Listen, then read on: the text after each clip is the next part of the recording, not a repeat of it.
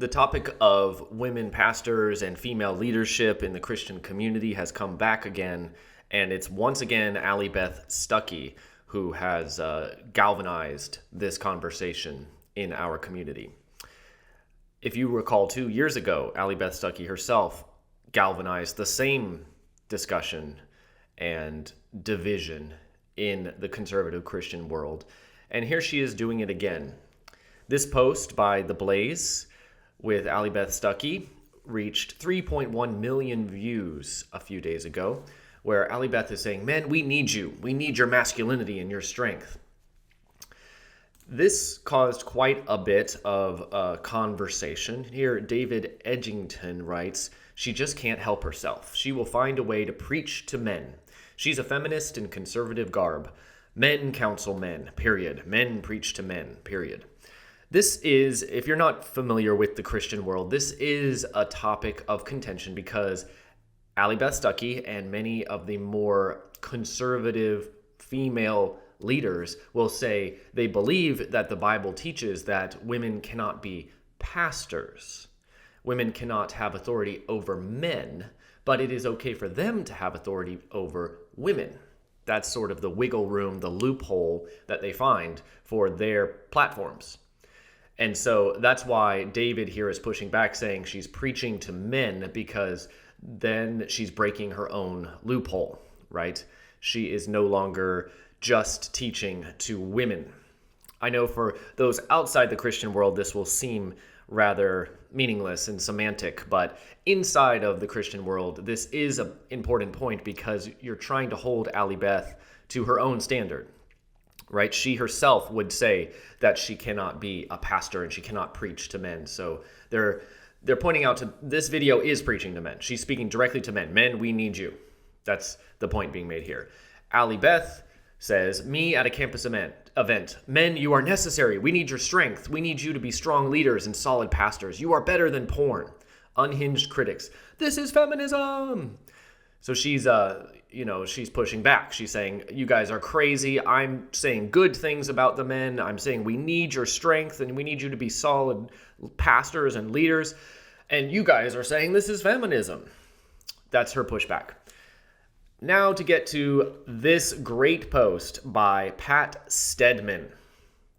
This is a very good, long but important thread on the deeper conversation that needs to be had here, not the stupid loopholes about what is allowed or not allowed by a strict biblicist reading of the New Testament, but more the heart of the matter. The heart of the matter. Why does this matter? Why does it matter if Allie Beth Stuckey is preaching to men or not? So I want to go through this. Because I myself have felt this. I myself have felt much of what Pat talks about here. And so I think we need to get into it. I think we need to see why this is important. So let's read together what Pat writes. He's responding to Allie Beth and says, "I genuinely believe you are operating in good faith. But you and all the other conservative Christian women who get on stage and talk about the problems with men, regardless of how correct you may be, unfortunately do not understand what you are doing isn't only unhelpful, it's inherently contradictory. Rather than solve the problem of male leadership you lament, you in fact underline the cause of it.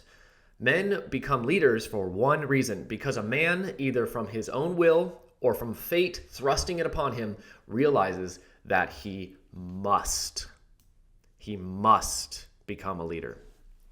He notices there is a problem that needs to be solved.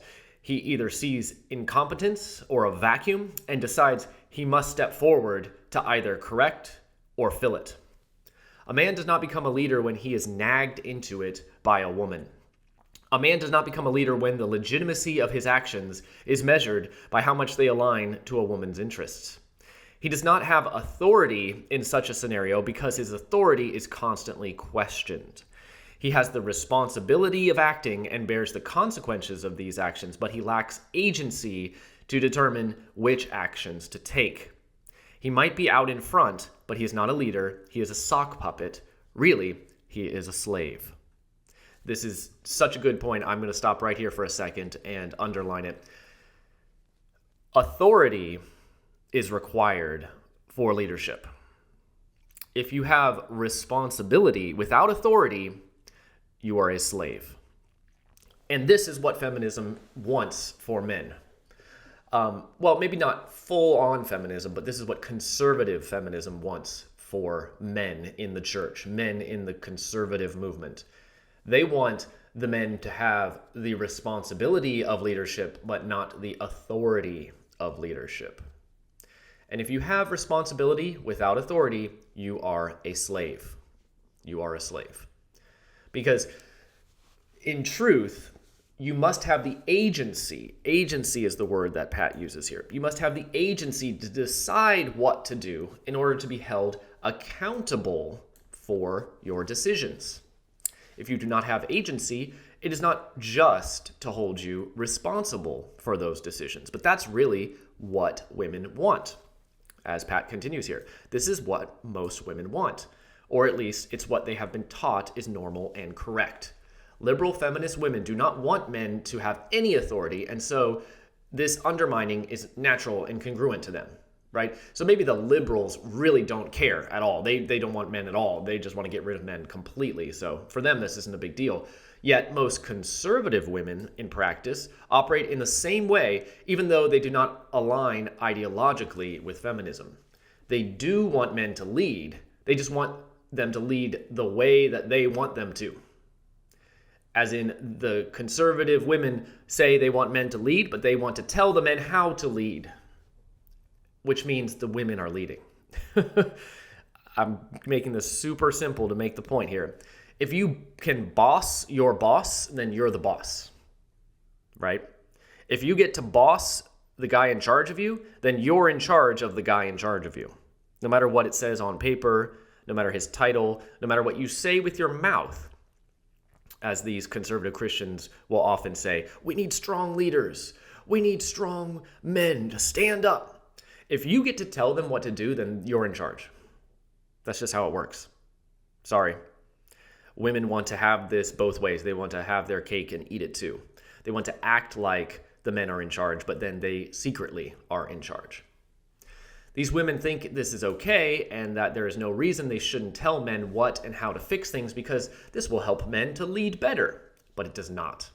What it does, especially for men who have been emasculated all their lives, is it makes them shut down and escape.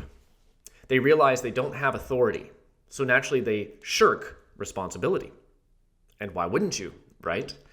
Why would you take more responsibility if you realize you don't have any authority? You're just burdening yourself unnecessarily. You're actually being foolish. By instructing men, you are telling them they are stupid and that you don't trust them to step up on their own. You are mothering, and they respond like little boys. This is so true. This is the entire society we live in. The entire society we live in is described in these sentences. And I myself have felt this, as I said. I remember in my 20s, I came home to visit my parents, and for whatever reason, I was very detached at that moment. I was very detached from everything at home, and I just, didn't have much emotion. I was probably being very stoic. And my mom noticed this, and she said to me, I feel like you just don't care. I feel like you feel that the world would just go on without you. If you cease to exist, then the world would just keep on moving and nothing would change. And I said, yes, actually, I do feel that way. I do feel that I'm not that important, and that's a good thing. I was kind of Buddhist back in the day. This is before I was a Christian. And I took pride in the fact that I felt that I wasn't that important and that if I was just gone tomorrow, the world would not be much affected by me moving on and leaving. And I think a lot of men feel this way. These are these men who have been emasculated all their lives. They feel, they're just here to maybe take on a few jobs, do a few things, and then it doesn't matter that much. Some of this is cosmological, right? With the evolutionary random chance of you just being whoever you are and then just living whatever life you're going to live, and then everything gets annihilated when you die. That's a very nihilistic worldview, and many people are believing that these days. But this hits the men harder than the women, I think, because of our purpose. A lot of these new age kind of self-help people like Jordan Peterson and the manosphere, They talk a lot about purpose because men need a purpose, but so do women. But our purposes are different. Our purposes are different. A man needs that vacuum to step into, right? The role forced upon him or by his own will there for him to take. And those roles have been destroyed. The roles that men typically took on in society, leadership roles, authority roles, have all been stripped away. They've either been made obsolete by managerial technique in the technological age we live in, or they have been made illegal by anti-discrimination and DEI laws for men to take. They must equally go to women, or else that's discrimination, right? So the room for the men to have a purpose has been stripped away, and women don't understand this because women have a different type of purpose. The female purpose is more pro-social. They receive a lot of validation from society. So if a woman is in a HR meeting where everybody gets recognition and encouragement, then the woman feels okay going on with her corporate tasks because she feels her purpose is being satisfied. She's helping the community. But the man doesn't really care about that as much. He needs to feel personally victorious over something. He needs to have a struggle, a conflict, a competition that he fights through and wins. And that doesn't exist anymore for many men. It's almost impossible in some circumstances. And so when these women tell them, okay, you need to just go harder, they just go away. They escape. They shut down because they feel, and in many cases this is the reality, the world doesn't need that. The world actually punishes that. In many cases, the world will punish them for standing up and trying to take charge. Like, whoa, whoa, whoa, buddy, who do you think you are? Who do you think you are? Don't you know we're a community here? We make sure everybody feels good. We govern by consensus. All of this stuff is very female-coded and shuts the men down. I myself have felt this. So what are you supposed to do, women? Remember, Pat's speaking to the women. What are they supposed to do? You actually, believe it or not, are supposed to get out of the way. This is so crucial. This is so important. And this is something that no pastor is talking about. Okay, I take that back. There are a few, but almost no pastors in the Christian church are telling women to get out of the way. None. Almost none. 2 years ago, with the Allie Beth Stuckey controversy back then, Doug Wilson, who at the time was a figurehead for the far right in the church, sided with Allie Beth Stuckey. And it's not that surprising because Doug Wilson has his own daughters building platforms on his platform. He has no problem with women having platforms.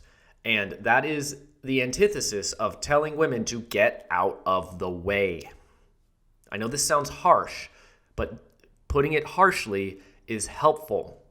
We've been too soft for too long. This harshness is masculine. This is how men talk.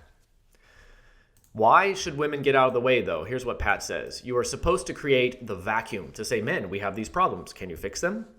You are supposed to submit and to surrender to our judgment and authority and to trust our competence. Whoa, whoa, whoa. Submit and surrender. Those are big words, right? Those are big words. Those are scary words. The women just say, hey, can you fix them? And then step back and let the men figure it out? Whoa, whoa, whoa. That means they don't have control. The women are out of control. That's scary. That's unsafe. What if the men make a bad decision? This is why, for a century, women have been replacing men with systems, whether that be legal systems, government systems, or bureaucratic business systems, whatever system, that's what they trust because individual men are much more fallible, right? Well, sorry to say this, ladies, but I don't want to marry a woman who trusts the government more than me. That doesn't make me feel good. You know, women, you talk a lot about feelings. I have feelings too. I don't feel good if you trust the police more than me. I don't feel good about that. Does not make me feel good as a husband and a potential father if you trust systems more than me. Do you get it? Even theological systems. In the more reform side, we have problems with legalism where these women may trust their theological understanding of the Reformed confession that they hold on to more than God himself as a person, and a masculine person, by the way. And then after God, their husband, even though the Bible tells them to submit to their husbands and ask their husband theological questions at home. No, they want to have their own understanding. The women have their own understanding. And this is not just a female problem. This is an intergender modern problem. We trust our own understanding more than God in violation of many, many scriptures, but most specifically Proverbs 3:5, which says, trust the Lord with all your heart and lean not on your own understanding. So what Pat is calling them to is actually faith. You are supposed to submit and surrender to your husband's judgment and authority. And not just your husband, also your pastor and the men in charge of the government, just men who run things. Women should surrender to their judgment and authority. Wow, scary. They must trust their competence, trust men's competence, and not tell us what to do. Women, if you tell the men how to do it, you are not trusting them. You are trusting yourself and your own judgment. Do you see? This is why you need to get out of the way. Otherwise, men are not going to feel that you trust them. No matter how much you say you do, you must act like you trust them. You can say till you're blue in the face that you believe in your husband, you believe in him, you believe in him, and you believe in him. But if you don't do it, you don't act like you believe in him, then he's not going to believe your words. You don't actually believe him. Your beliefs are shown in your actions, not in your words. You are supposed to believe in us and our latent capability and foresight. You are not supposed to second guess us or argue. And if we make mistakes, which is inevitable, you are supposed to have faith that we will figure things out and course correct. Faith. Is not the Christian life built on faith? Do you not have faith in the Lord Jesus Christ who saved you with his blood? And if you do you not obey him when he tells you to submit and trust and respect your husband? Where is your faith? Where is your faith? This reminded me of another post that kind of went viral recently. Not as viral, but it's on a similar topic.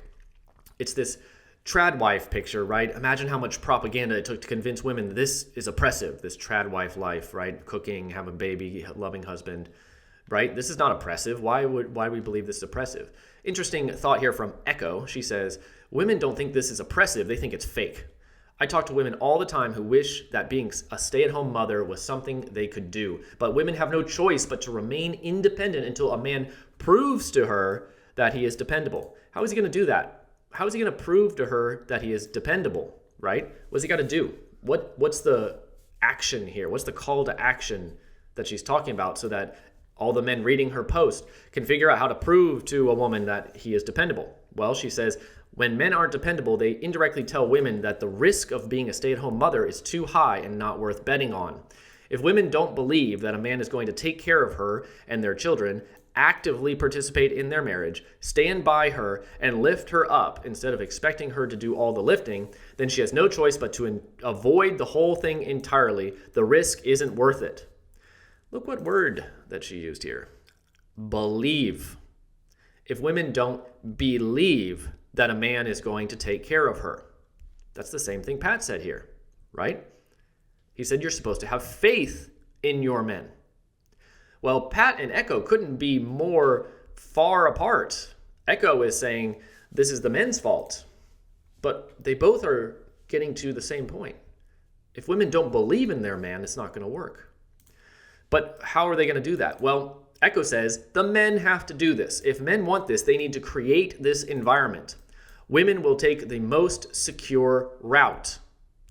If you want this to be the secure route, then men need to make it so. Here's my question for Echo and for all the women who believe this. How will I make it so? You didn't say anything. You just said that the women need to believe it. Well, how so? How so? Well, typically that would be being a tall guy, having a lot of money, and being in good shape. Guess what? That's just what you like. That's just what you like. It has no bearing on reality. The guy who makes $40,000 a year may be a much more dependable man than the guy who makes $400,000, but in your brain, $400,000 a year is going to make you feel secure. You're going to feel way more secure because your faith is not in the man, it's in the money. Because your faith is not in the man, it's in the system that the money can access. You have faith in the system where money is power. Do you see? This is why faith is the key here. Because it's not faith in your man first, it's faith in God. Faith in God. I saw another post somewhere that was like, if you think having $80,000 per year is going to be cute as your trad wife out in the country, it's not. You need to be working 12 hours a day till 3 o'clock in the morning. That's what my father did. And if you aren't doing that, then you can't talk about women not trusting you. Blah, blah, blah, blah, blah. It's a never-ending toilet drain of trying to satisfy the insecurities of the woman. And men who have been emasculated by women their entire life see this and know this, and they're not interested in a relationship where they have to just try harder for the rest of their life to make the woman feel secure, to make the women feel good enough. Listen, if you make $80,000 a year and you can buy a house and provide food for your family, you are doing well, young man. You are doing well. Do not let the insane standards, they're not even standards, they're just daydreams of these women discourage you. Do not be discouraged by this insanity. If you can provide food and shelter for your woman and your children, you are doing fine. You are doing well. If she is dissatisfied with this, take that to the Lord. Take that to the Lord. Because we all know, at least those of us who've been in relationships with women, that it's never enough. It's never enough. You could work until 3 o'clock in the morning to get her a new car, and she'll be happy for a couple days, but then she'll start complaining that you're never home to help with the kids. We know this. We have experience with female emotionality, unfortunately, because it's been running our society for decades. Especially for younger men who've grown up in female-dominated spaces, we know that female emotionality is irrational and contradictory. That's why what Pat is saying here is so important. They just need to have faith. They need to get out of the way. Pat continues, I understand obviously this submission is scary for most women.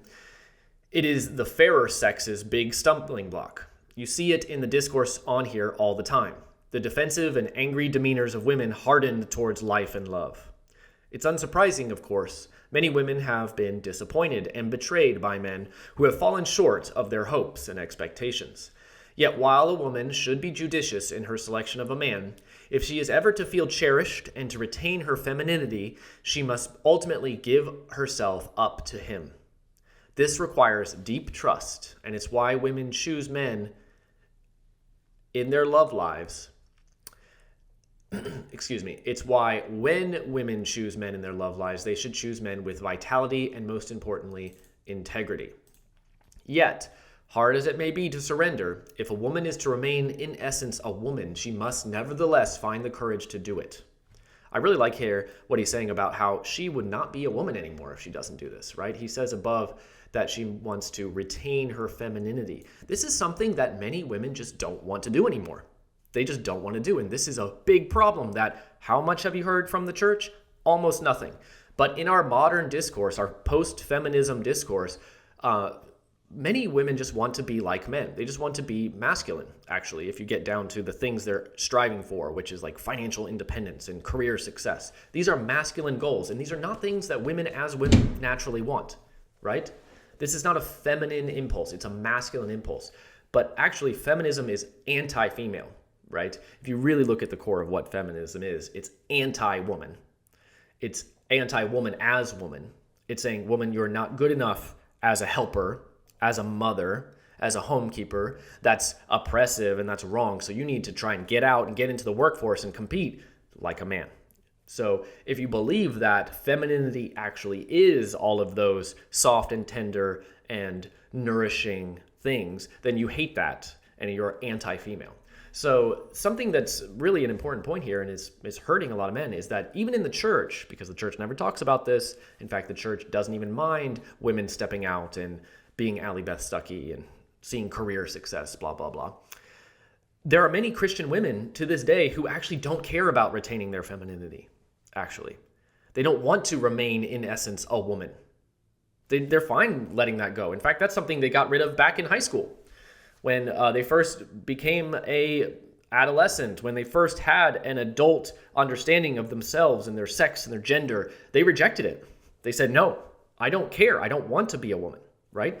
So if Pat here says a woman needs to have courage, they need to find courage to remain a woman, that's a hard thing for them to do if they don't even want to do it in the first place, right?